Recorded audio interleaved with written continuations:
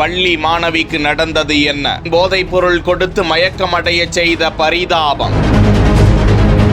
POCSO வழக்குடன் போதைப் பொருள் வழக்கும் பாய்ந்தது எப்படி? பர்த்டே பார்ட்டி என அழைத்து சென்று பள்ளி மாணவிக்கு நேர்ந்த அதிர்ச்சி சம்பவத்தில் 3 இளைஞர்கள் அளித்த அதிர்ச்சி தகவல். சென்னையை சேர்ந்த அந்த பள்ளி மாணவி பெருங்களத்தூரை சேர்ந்த திரைப்பட வடிவமைப்பாளர் என கூறப்படும் பிரதீக்ஷா அகீரா என்ற இளம்பெண் மற்றும் சில இளைஞர்களோடு அண்ணா நகரில் உள்ள பிரபலமான காஃபி ஷாப் ஒன்றில் மீட் செய்து பழகி வந்திருக்கிறார். இந்த நிலையில் இளம்பெண் அகீரா அழைத்த பிறந்த நாள் பார்ட்டிக்காக சென்னை சாலிகிராமத்தில் செயல்படும் அபார்ட்மெண்ட் ஒன்றில் பார்ட்டியில் கலந்து கொள்ள சென்றிருக்கிறார் அந்த மாணவி. அன்று இரவு முழுவதும் வீட்டிற்கு திரும்பாமல் அடுத்த நாள் வீட்டிற்கு வந்த நிலையில் உடல் சோர்வாக இருந்தவரை மருத்துவ பரிசோதனைக்கு அழைத்து சென்றிருக்கின்றனர் பெற்றோர். அப்போதுதான் அந்த மாணவி பலாத்காரம் செய்யப்பட்டிருப்பதாக அதிர்ச்சி தகவலை மருத்துவர்கள் தெரிவிக்க, இது குறித்து அந்த மாணவி மூலம் விருகம்பாக்கம் காவல் நிலையத்தில் பெற்றோர் புகார் அளிக்கின்றனர். அந்த புகாரில் தனக்கு கொடுத்த இனிப்பில் மயக்க மருந்து கலந்து தன்னை மயங்க செய்து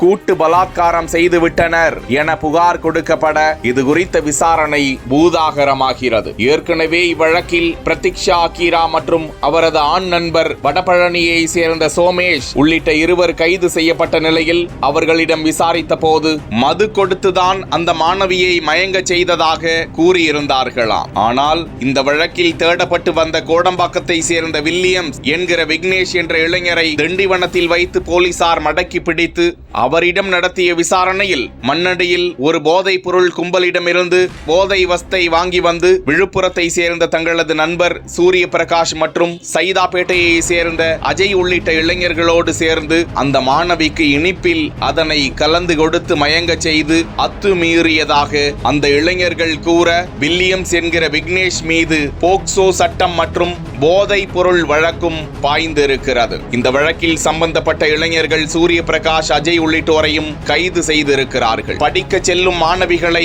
அவர்கள் யாருடன் பழகுகிறார்கள், யாருடன் பேசுகிறார்கள், எங்கு சென்று வருகிறார்கள் என பெற்றோர் கண்காணிக்க தவறினால் மாணவிகளும் முன்பின் தெரியாதவர்களுடன் செல்லக்கூடாத இடங்களுக்கு சென்றால் என்ன விபரீதம் ஏற்படும் என்பதற்கு இந்த சம்பவம் ஒரு எச்சரிக்கை பாடமாகி இருக்கிறது.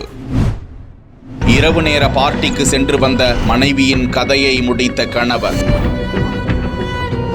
லாஸ் வேகாஸ் நகரில் நடந்த பரபரப்பு கொலை சம்பவம் இது. அவசர மருத்துவ அழைப்புக்கு போன் செய்கிறார் கணவர் சிவகும்மி. மனைவி கத்தி குத்து படுகாயத்துடன் இறந்து கிடக்கிறார். நானும் மரண படுக்கையில் இருக்கிறேன், ஆனால் உயிர் போக மாட்டேங்குது, உதவி செய்யுங்கள் என அதிர்ச்சி அழைப்பு. விரைந்து சென்று பார்த்த போலீசாருக்கு அதிர்ச்சி.